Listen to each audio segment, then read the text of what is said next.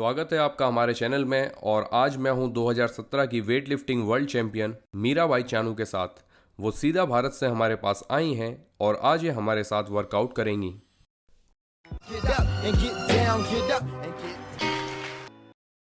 तो दोस्तों, अभी तक मैंने इनका शुरुआती एवेल्यूएशन किया हमारे फिजिकल थेरेपी लोकेशन SSM पर, और उसकी कुछ झलकियां हम इसमें देखते हैं।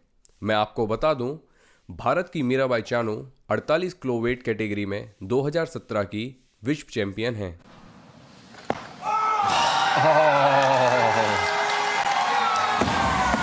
दूसरे स्ट्रेंथ एथलीट्स की तरह ही मीराबाई चानू को भी कुछ दर्द से जूझना पड़ता है, जैसे बाएं कूल्हे में चोट, दाएं कंधे में दर्द, बाएं कंधे में इंस्टेबिलिटी, और कभी कभी हैवी वर्कआउट के बाद कमर में उनको जकड़न होती है। मीराबाई और उनकी टीम के दूसरे सदस्य मेरे पास सेंट लुइस आए हैं। आज इस वीडियो में हम शुरुआती इवैल्यूएशन और आगे के कुछ मुख्य पॉइंट्स देखेंगे। ये जानना ज़रूरी है कि लिफ्टिंग के दौरान होने वाली ज़्यादातर इंजरीज गलत टेक्निक या गलत तरीके से लोडिंग के कारण होती हैं। इसलिए मेरा जो पहला स्टेप है, उनकी लिफ्टिंग क्वालिटी को देखना है। हैवी स्क्वाट्स के दौरान ऊपर उठते वक्त उनकी लेफ्ट हिप पर मुझे शिफ्ट दिखा, और वजन बढ़ने के साथ ये शिफ्ट और भी बढ़ रहा था। मसल स्नैच के टर्नओवर वाले हिस्से में भी सिमेट्री में काफ़ी ज़्यादा दिक्कत थी। पीछे से देखने पर यह असंतुलन और साफ दिखाई दे रहा है। और जर्क के दौरान आप देखें, उनकी लेफ्ट एल्बो ड्राइव फेस के दौरान नीचे ड्रॉप हो रही है, जिसके कारण लेफ्ट आर्म वजन आने पर अस्थिर हो रहा है। इसके बाद मोबिलिटी और स्टेबिलिटी के बीच असंतुलन देखने के लिए मैंने मूवमेंट इवैल्यूएशन किया। यहाँ आप देख सकते हैं कि इनके राइट शोल्डर में एक्सटर्नल रोटेटेड पोजीशन में पूरी मोबिलिटी है, लेकिन कंधे में दर्द के कारण इंटरनल रोटेटेड पोजीशन में मोबिलिटी कम है। अब आप मेरे दूसरे तरफ के इवैल्यूएशन को ध्यान से सुनें। शोल्डर को नीचे होल्ड करने पर मैं हाथ को कान के पास ले जा पा रहा हूं, लेकिन दूसरे तरफ केवल यहीं तक हाथ जा रहा है।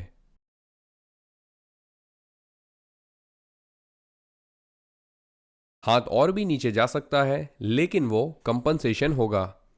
इसलिए ओवरहेड मूवमेंट के वक्त चानू लेफ्ट शोल्डर को श्रक करती हैं। अब हम टेस्ट और रीटेस्ट मेथड पर चलते हैं। तो इसमें पहले हमने लेफ्ट साइड के लेट्स को रिलीज किया, फिर 10 सेकंड के लेट्स स्ट्रेच किए।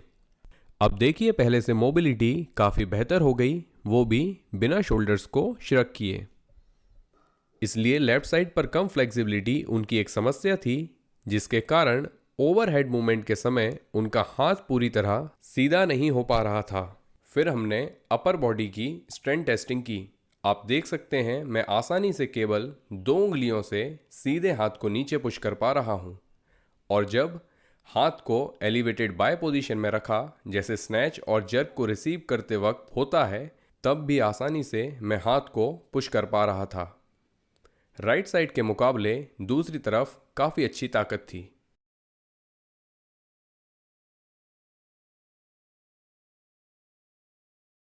ऐसे रखिए, मुझे आपके हाथों को अंदर मत धकेलने देना। 3, 2, 1, रोकिए रोकिए रोकिए। आप महसूस कर सकती हैं?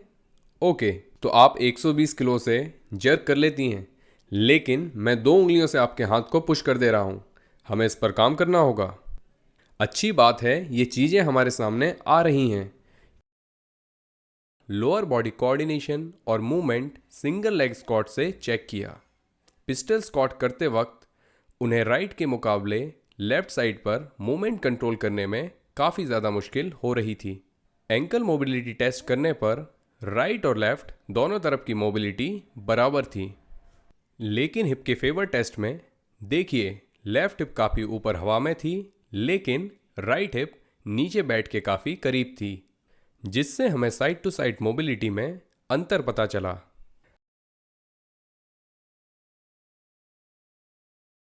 अब फिर से हम टेस्ट और रीटेस्ट करेंगे। मैंने उन्हें ओपनिंग पोजीशन में 10 असिस्टेड एयरप्लेन 5 सेकेंड होल्ड के साथ कराए, जिससे उन्हें लेफ्ट ग्रोइन और इनर हिप में अच्छा स्ट्रेच आए। इसे 10 बार करने के बाद हमने फिर रीटेस्ट किया। अब इस हिप को पूरी तरह रिलैक्स कीजिए देखिए ये पहले से काफ़ी बेहतर है। अब मैं इसे छू सकता हूँ। पहले इतना ऊपर था, अब ड्रॉप हो रहा है। तो चलिए अब हम देखते हैं कि सिंगल लेग स्क्वाट में कुछ फर्क आया या नहीं।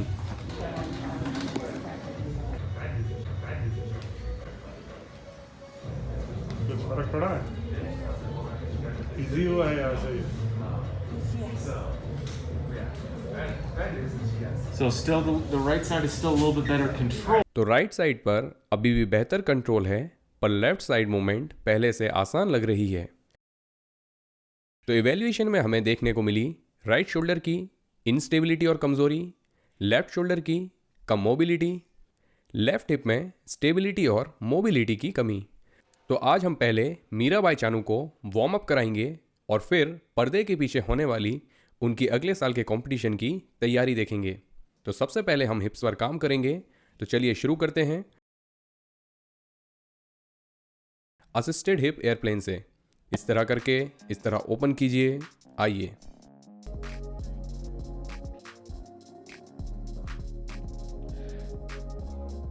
तो शुरू में हमने इनके हिप्स के एक्सटर्नल रोटेशन और एक्सटेंशन में इम्बैलेंस की एक समस्या देखी थी।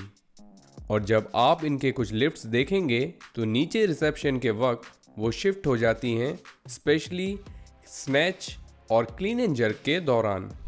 जाहिर है छोटे से छोटा शिफ्ट भी लिफ्ट को कम प्रभावी बना देता है जब आप वर्ल्ड लेवल के वेट्स उठाते हैं। इसलिए हमें इन छोटी से छोटी चीज़ों को सही करना होगा। इसलिए भले ही इन्हें लोअर बॉडी में कोई इंजरी नहीं है, फिर भी हम इन छोटे इश्यूज़ को ठीक करेंगे ताकि इनके लिफ्ट्स और ज़्यादा प्रभावी हों और ये ज़्यादा वज़न उठा सकें और स्वर्ण पदक जीतें। फिलहाल ये असिस्टेड एयरप्लेन कर रही हैं और होल्ड कर रही हैं। इस एक्सरसाइज में इन्हें लाइट स्ट्रेच महसूस होगा ग्रोइन के अंदर वाले भाग से हिप तक। इन्हें मैं 6 से 8 रेप्स करा रहा हूँ 5 सेकेंड होल्ड के साथ। लंबी गहरी सांसों पर ध्यान केंद्रित करते हुए ये स्ट्रेच करते वक्त रिलैक्स कर रही हैं। इस पोजीशन में आपको शरीर को टाइट नहीं रखना है, जितना हो सके उतना रिलैक्स करें। अगर इनर ग्रोइन में आपको ये स्ट्रेच महसूस नहीं हो रहा है, तब आप अपने बॉडी वेट को पंजे के हील या 4 फुट पर शिफ्ट करके देखें। हमारा लक्ष्य ग्रोइन में स्ट्रेच को महसूस करना है और ये एक तरह का मस्कुलर स्ट्रेच से ज़्यादा जॉइंट टाइप स्ट्रेच है। चलिए अब आगे मैकगिल बिग 3 करते हैं। चलिए अपनी पीठ पर लेट जाएं।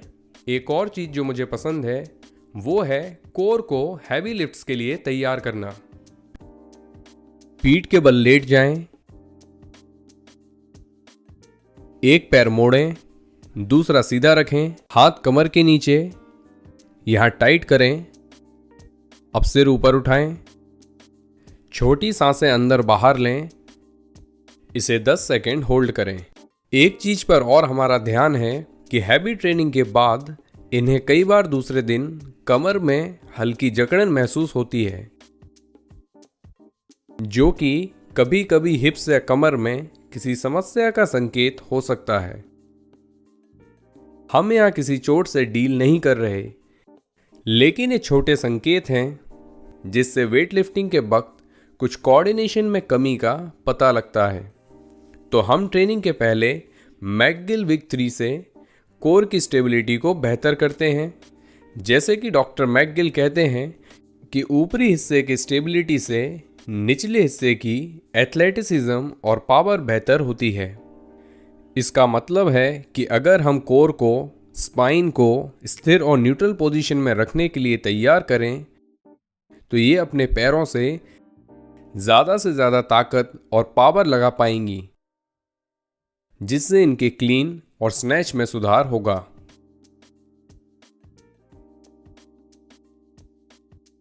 जब हम उच्च स्तरीय प्रतियोगिता की बात करते हैं, पावर में छोटे से प्रतिशत का सुधार भी पहले और चौथे पायदान के बीच का अंतर हो सकता है। इसलिए ये छोटी छोटी चीज़ें बहुत महत्वपूर्ण हैं। कौन सा नंबर था ये? 6। इसके बाद हम साइड पर काम करेंगे। तो मैकगिल बिग 3 एक्सरसाइजेस का मिश्रण है, जिससे कोर के तीनों भाग आगे पीछे और साइड से हम टारगेट कर सकते हैं। यहाँ एक पैर मुड़ा है, एक पैर सीधा है, ताकि जिससे जितना हो सके उतनी न्यूट्रल स्पाइन मेंटेन रहे, जिसमें बैक में हल्की सी आर्च होती है। दोनों पैर सीधे होने से बैक ज़्यादा आर्च हो जाती है, दोनों पैर मुड़े रहने से बैक फ्लैट हो जाती है।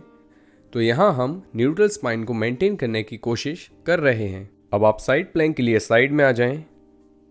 मैकगिल बिग 3 से हम आगे, पीछे और साइड पर फोकस करेंगे। जब भी आप तैयार हों, आप ऊपर उठ जाएं। 10 सेकंड होल्ड कीजिए, जिससे नीचे तरफ की कोर पर काम होगा। आपका हाथ यहां रख सकते हैं, कुछ लोग यहां सिर के ऊपर रखते हैं। नीचे आप इसे घुटनों या पंजों पर कर सकते हैं। 10 सेकंड होल्ड करें। 10 सेकंड होल्ड इसलिए ताकि कोर एक्टिवेट हो लेकिन थके नहीं, जैसे कि 1 से 2 मिनट के प्लैंक में देखने को मिलता है। हम ट्रेनिंग से पहले कोर को नहीं थकाना चाहते, केवल एक्टिवेट करना चाहते हैं, ताकि मसल अपना काम करें और स्पाइन पर गैर जरूरी मूवमेंट को रोकें।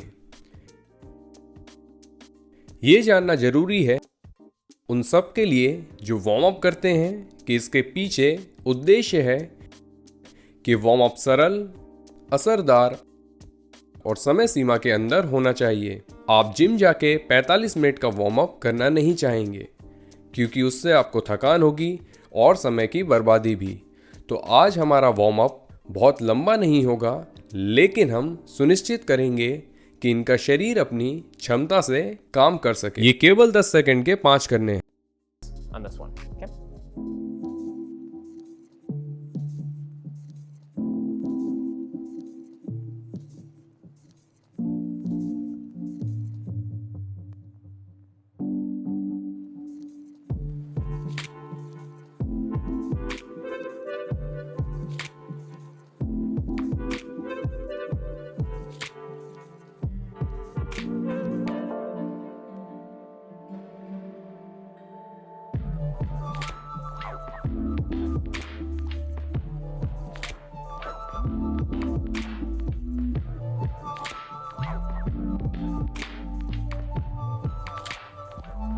ठीक है, मैकगिल बिग 3 की आखिरी एक्सरसाइज है बर्ड डॉग। हम दोनों तरफ 10 सेकंड के 5 रेपिटेशंस करेंगे। बर्ड डॉग के लिए हमें न्यूट्रल स्पाइन रखनी है, कोर को ब्रेस करना है, टाइट रखना है।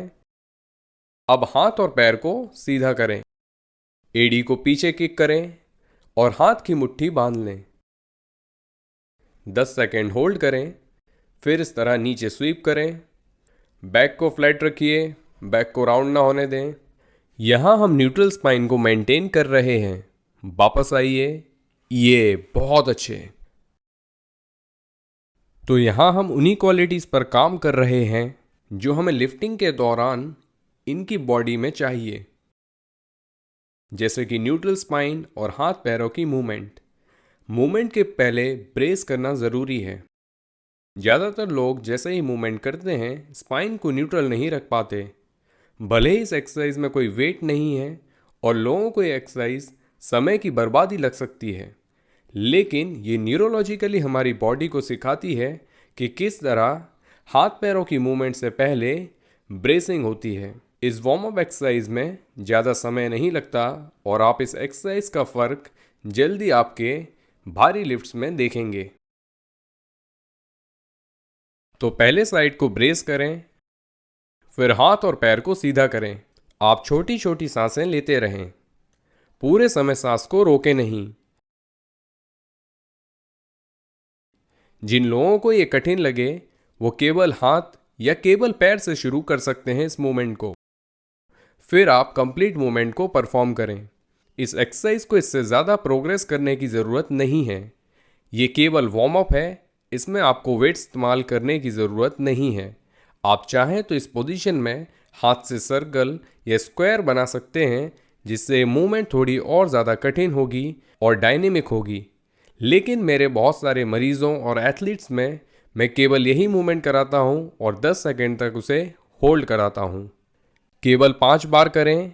अब हम साइड बदल लेंगे। शुरुआत में अगर आप ये घर पर करते हैं तो कांच में देख लें कि आपकी स्पाइन में केवल हल्की सी आर्च हो और न्यूट्रल स्पाइन पूरी तरह फ्लैट नहीं होती। न्यूट्रल का मतलब एक रेंज है और हल्की सी आर्च हमें देखने को मिलती है बैक में इस दौरान। टैप करें, ऊपर आ जाएं, बहुत अच्छे। कुछ क्यूज हम देते हैं, जैसे एडी को पीछे पुश करें जिससे ग्लूट्स एक्टिवेट होंगे, फिर मुट्ठी को स्क्वीज करें जिससे अपर बैक की ये मसल्स एक्टिवेट होंगे जो कि काफ़ी मदद करेंगे। हम ये केवल कोर के लिए नहीं बल्कि पूरी बॉडी के लिए कर रहे हैं।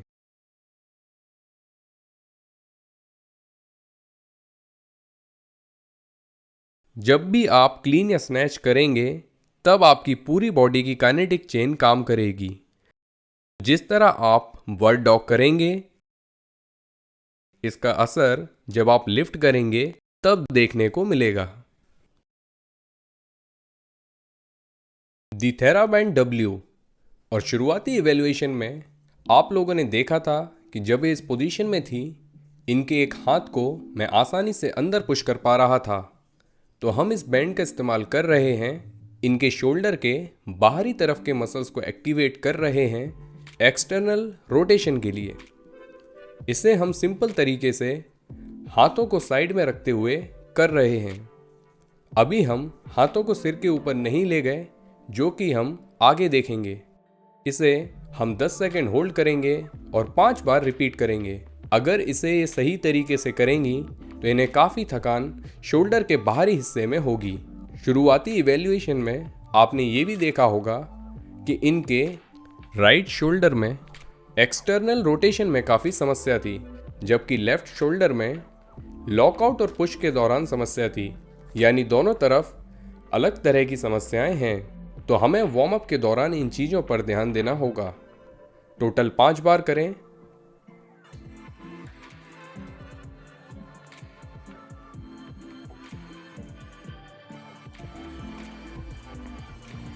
कुछ क्यूज मैं इन्हें दूंगा।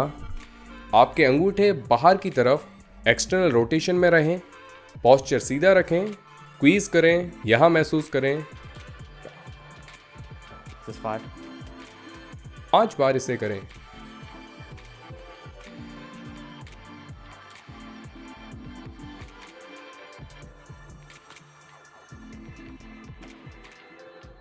काफी अच्छा किया आपने। तो चलिए आखिरी में ये ट्राई करते हैं। तो ये पीले रंग के बैंड की तरह ही हार्ड रहेगा। पहले इसे आप लेफ्ट साइड से करें, फिर राइट साइड से हम इसे करेंगे और देखेंगे आपको कैसा लगता है। इसे कोने से पकड़िए, पहले लेफ्ट साइड से, उस तरफ देखिए, घुटने पर आ जाइए, हाथ को सीधा सामने रखिए, यहां से रो करें, 1 2 रोटेट करें, 1 2 प्रेस करें, 1 2 नीचे आ जाएं। हो गया। प्रेस करें, 5 बार इसे करिए।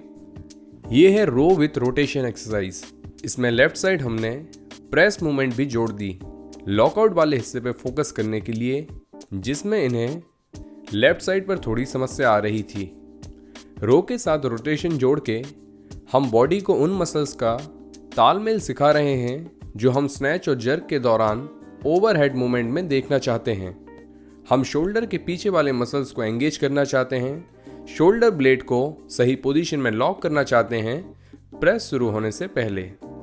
ध्यान रखिए आपको मूवमेंट धीरे करनी है ताकि आप मसल्स को एंगेज होते हुए महसूस करें। तो शोल्डर ब्लेड मसल्स को एंगेज करें, फिर रोटेट करें और फिर प्रेस करें। अगर इसे आप तेजी से करेंगे तो इसका पूरा फायदा आपको नहीं मिलेगा। ये ठीक है, 5 इस तरफ करके देखिए, फिर दूसरी तरफ हम इसे करके देखेंगे। तो पहले दिन जब हमने इसे राइट साइड पर किया था तब दर्द के कारण ये हम नहीं कर पाए थे, इसलिए हमने एक कदम पीछे लिया और पेट के बल लेट कर एक्सरसाइज को किया।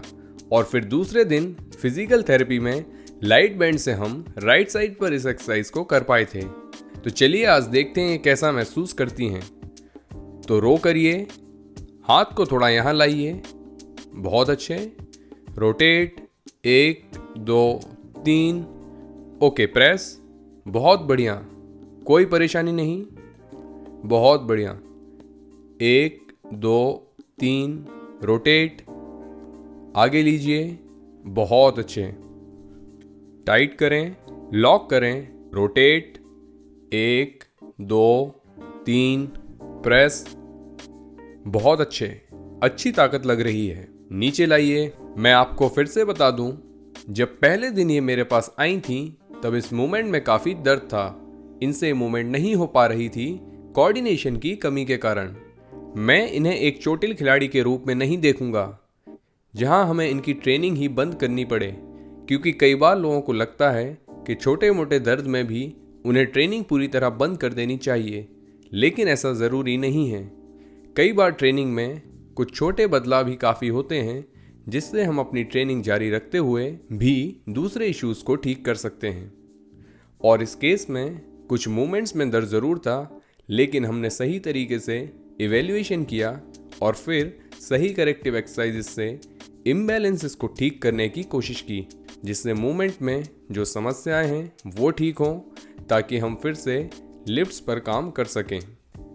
लेकिन ओलंपिक लिफ्ट्स में इतने वेरिएशन होते हैं जो हमें ट्रेन करने देते हैं। जैसे अगर मसल स्नैच करने में दर्द और कठिनाई होती है तो हम उसे दर्द में नहीं करेंगे, वरना समस्या और बढ़ सकती है। तो उन्हें कुछ समय के लिए हम बंद करेंगे। तब तक जो समस्या है उस पर हम काम करेंगे और जितना हो सकता है उतना हम ट्रेन करेंगे बिना समस्या को और ज़्यादा बढ़ाए। और ये performance physical therapy art versus science है। हम चीज़ें करते हैं, फिर देखते हैं कैसा महसूस हुआ, कैसा था ये, कोई दर्द तो नहीं? कोई दर्द नहीं है, बहुत अच्छे। ये बहुत अच्छी बात है, क्योंकि ये पीले बैंड के मुकाबले ज़्यादा स्ट्रॉन्ग है जिससे हमने उस दिन एक्सरसाइज की थी। तो चलिए, इसके साथ हमारा वार्म अप खत्म हुआ, जिसमें ज़्यादा समय नहीं लगा। चलिए आगे बढ़ें।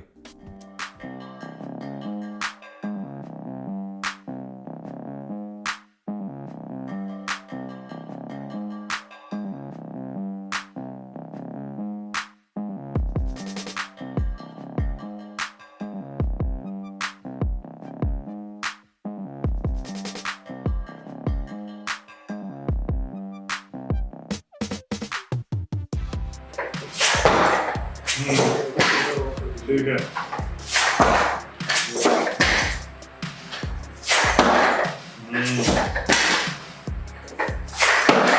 अब अच्छे आ रहा भी, बढ़िया।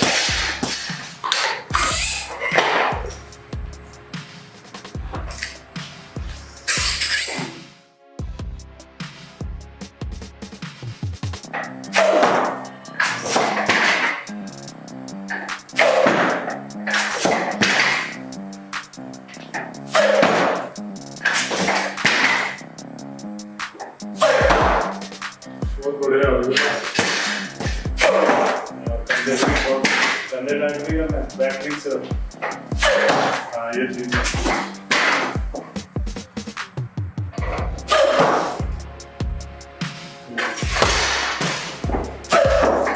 चल चल। हाँ, अच्छा हो रहा है। शाबाश। झटका मार दे। छोड़ दे।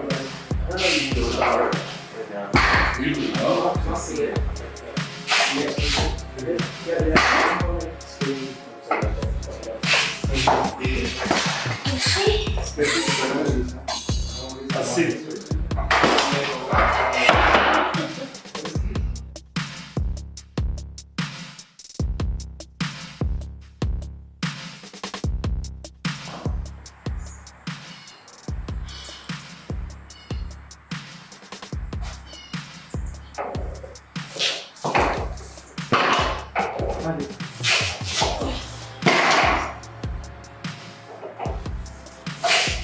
शाबाश।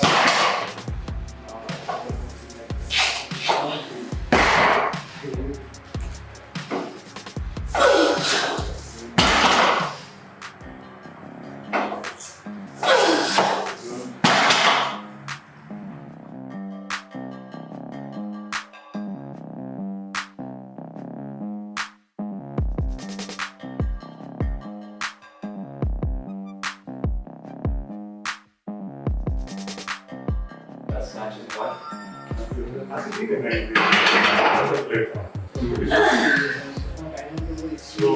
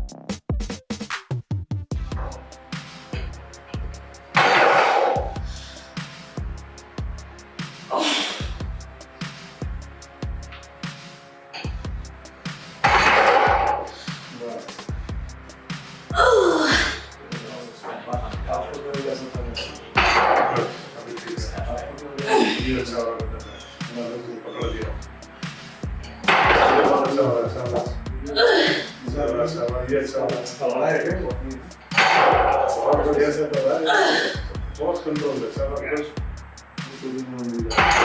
बहुत अच्छा इजी हुआ। दोस्तों आज के मीराबाई की ट्रेनिंग से इतना ही। इनके रिहैब पर और ज़्यादा जानकारी के लिए हमारे साथ आप बने रहें। ये भारत वापस जाने से पहले हमारे पास अगले 2 महीने रहेंगी, उसके बाद एशियन चैम्पियनशिप की तैयारी करेंगी। आज का ट्रेनिंग सेशन अच्छा रहा तो जाइए और इनको इंस्टाग्राम पर फॉलो कीजिए, लिंक मैं नीचे डाल दूंगा। धन्यवाद। They say that energy flows where attention goes, so I pay no mind. Why waste my time with all these negative cats scratching so caught up in their egos? These people have lost